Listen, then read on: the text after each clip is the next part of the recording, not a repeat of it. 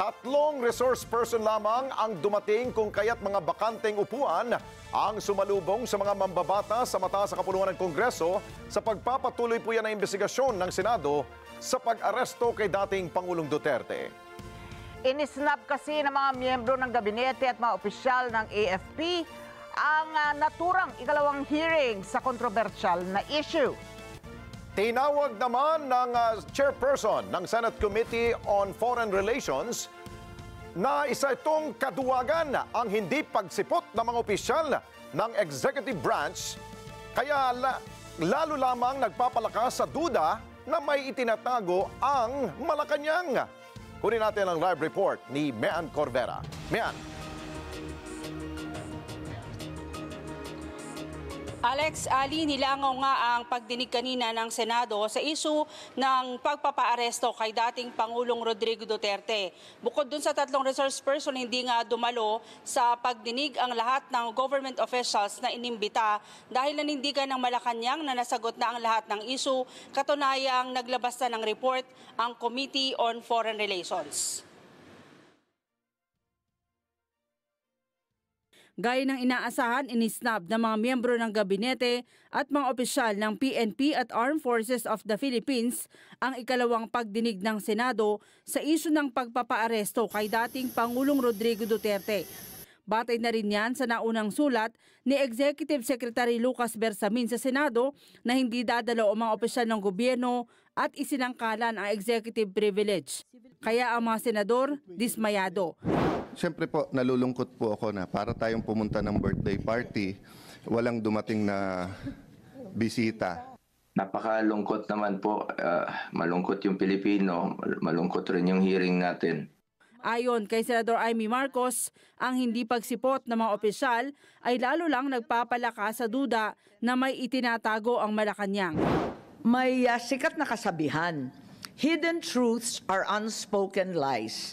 Ang katotohanang tinatago ay kasinungalingan din.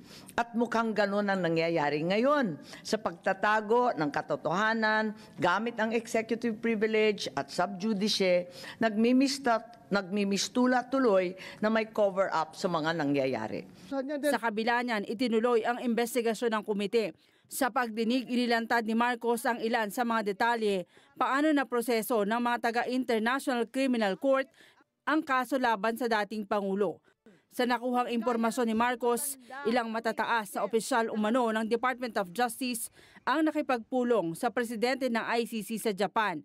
Pagkatapos niyan, malayang nakapasok sa Pilipinas ang mga miyembro ng ICC taliwas sa pahayag ni Pangulong Bongbong Marcos na hindi ito kikilos. It's well known that some officials of the DOJ as well as high-placed officials from other departments and from other branches of government already visited The Hague and perhaps even met the president of the ICC in Japan. So we are very deeply concerned about this contradiction in the claims. Kasi ang liwaliwanag na may communication and coordination na, tapos may sinasabi pang mga official channel through DOJ sa The Hague, backdoor channel, bakit tinatago pa ng gobyerno? Tapos na to eh. Tapos na ito, hindi na siya national security issue.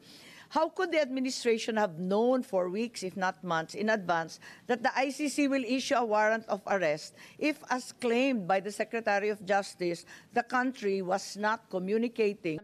Pinangalanan ni Marcos ang ilang taga-ICC na malayang nakapasok at nakapag-imbestiga mula pa noong 2024, kabilang na sina Glenn Roderick Tomas Cala, Maya Destura, Bracken, William Rosato at Amir John Kasam. Humingi pa raw ng protection detail at gobyerno rin umano ang nagbigay sa kanila ng transportasyon. Ito rin anya ang dahilan kaya malaya nakuha ng mga taga-ICC ang ilang ebidensya gaya ng financial bank records, forensic bank details, drug watch list at police blotter. May kanya-kanyang espesyalidad.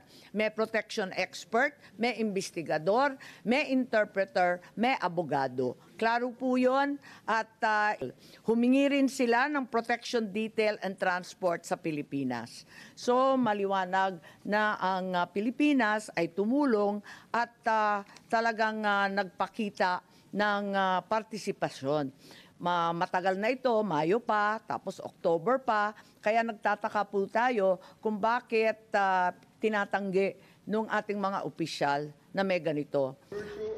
Pagkatapos niya ng Oplan pursuit ng PNP-CIDG laban sa dating Pangulo, katunayang hindi biglaan ang nangyari noong March 11. Pati ang eroplanong sinakyan na Duterte papuntang Netherlands, malinaw ng ginastusan pa ng Malacanang dahil ito rin umano ang eroplano na madalas na ginagamit sa biyahe ni Pangulong Bongbong Marcos. Maliwanag na ang PNO had prepared a secret plan, Oplan pursuit, to detain PRRD, including scenarios of arresting him either in Manila or Davao. It also contained maps of properties of the former president, his partner, his allies, with arrows labeling the nearby streets where the PNP could access the property. Pero dahil walang dumalong government officials, walang nagkumpirma sa impormasyong hawak ni Marcos. Naghain naman ang motion si Senador Ronald Bato de la Rosa para maipagsabina ang mga opisyal na hindi dumalo sa hearing. Hindi po maganda ito, Madam Chair. Kaya nag-exist yung Senado, in particular, yung buong Kongreso, para meron tayong checks and balances. Hindi po pwede yung executive branch of government, hahayaan na lang natin na gagawa sila ng mga hakbang na labag sa ating konstitusyon. So we are here to check them. So, kung hindi sila magpapacheck, isnab sila ng isnab sa atin, then magkakaroon tayo ng constitutional crisis nito. Ayon sa chairman ng komite, padadalahan ng sabina ang mga hindi sumipot na opisyal. Pero si Senate President Francis Escudero, kukonsultahin muna ang legal department ng Senado kung tama bang ipasabina ang mga government officials para hindi ito mauwi sa constitutional crisis. May nauna na kasi anyang ruling hinggil dito ang Korte Suprema, partikular na ang EO 464 na ginamit noon ng Arroyo Administrator. Sa direksyong tinatahak ng aming institusyon. Nasabi ko na kanina, at alam na rin niya yun, na dahil sa pag-invoke ng executive privilege na sang-ayon sa mga naging desisyon ng Korte Suprema, ay minabuti ko na ito i-refer sa legal ng Senado para sa gayon ay matiyak na ang aming gagawing hakbang ay hindi makakadagdag ng gulo at hindi maglilikha ng constitutional crisis.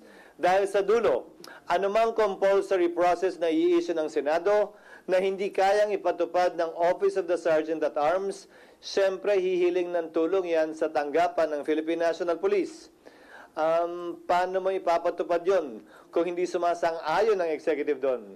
Yan ang simulain at bahagi ng tinatawag nating constitutional crisis na hindi ko papayagang mangyari o makadagdag pa sa kasalukuyang mga problemang kinakaharap ng ating bansa. Tinanong niyo ako kanina, sang-ayon ba sa pagkakaroon ng pagkakaunawaan o mas pagkakahiwa-hiwalay natin ang pagdinig na ito? Tingin ko yung pagdinig hindi. Pero kung gagawin namin itong hakbang na ito nang hindi pinag-aaralan ng lubusan, marahil ay hindi ito makakatulong sa pagkakaisa natin at dadagdag sa posibilidad na magkawatak-watak tayo lalo. Iginit naman ng Malacanang na marami sa mga tanong ni Marcos ay sakop ng executive privilege kaya minabuting hindi napadaluhin ang mga opisyal. When we learned about the topics, kasi yung invitation ni Senator Amy was quite specific about the topics. So we had a look at this invitation and we determined that there are many probable or likely topics na covered by those matters that would come under yung executive privilege.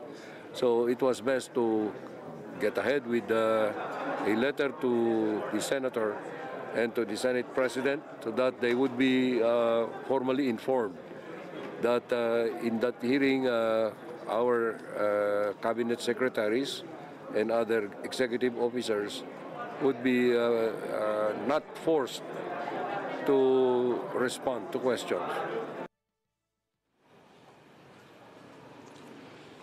Alex, sa nakaraang pagdinig may dalawang opisyal na ipinasabina ang Senado. Ayan yung General ng Philippine Air Force at yung si Prosecutor General Fadulion.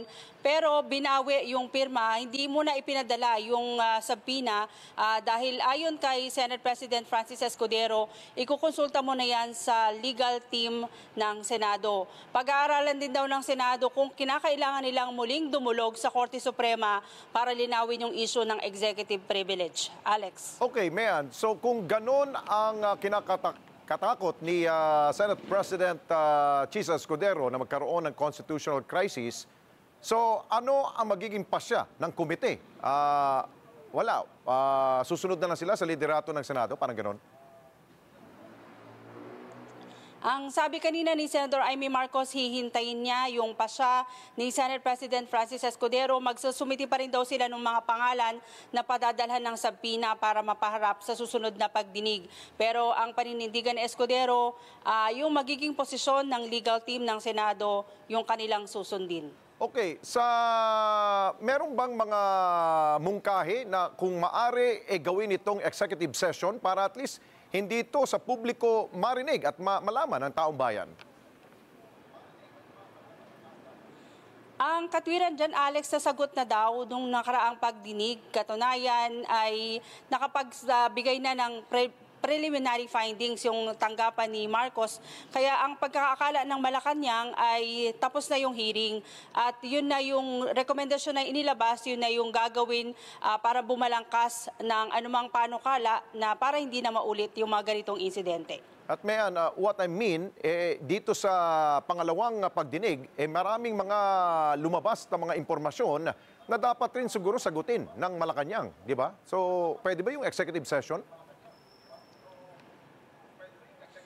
Yan daw ay imumungkahi ni Senator Amy Marcos kay Senate President Francis Escudero. Kanina hindi na sila nagkaroon ng pagkakataon na muli makapag-usap, Alex. Hindi dumalo si Escudero kasi sa hearing dahil hindi daw pang hearing yung suot niya. Pero bago yung hearing, nag-usap sila at yung resulta ng isinagawang pagdinig kanina, kukonsultahin daw muna sa mga legal expert kung ano yung magiging paninindigan at posisyon tungkol dyan ng Senado. O siguro panghuli, kung sakali mang humantong sa dead end at wala na talaga magagawa ang mga miyembro at chairperson ng Senate Committee on Foreign Relations, ano ito, maglalabas na sila ng kanilang sariling report. At kung anong report, pabor man ito o kontra sa Malacanang, ay ano ba ito, ilalahad nito sa publiko? Tama, Alex, yung anumang pagtitibayin na o ilalabas na committee report, yan ay ipipresent sa plenary session sa pagbabalik ng session sa June 2 kung yan ay tatapusin na yung hearing. Okay, maraming salamat sa iyo, Mayan Corbera. Mata natin dyan sa Senado.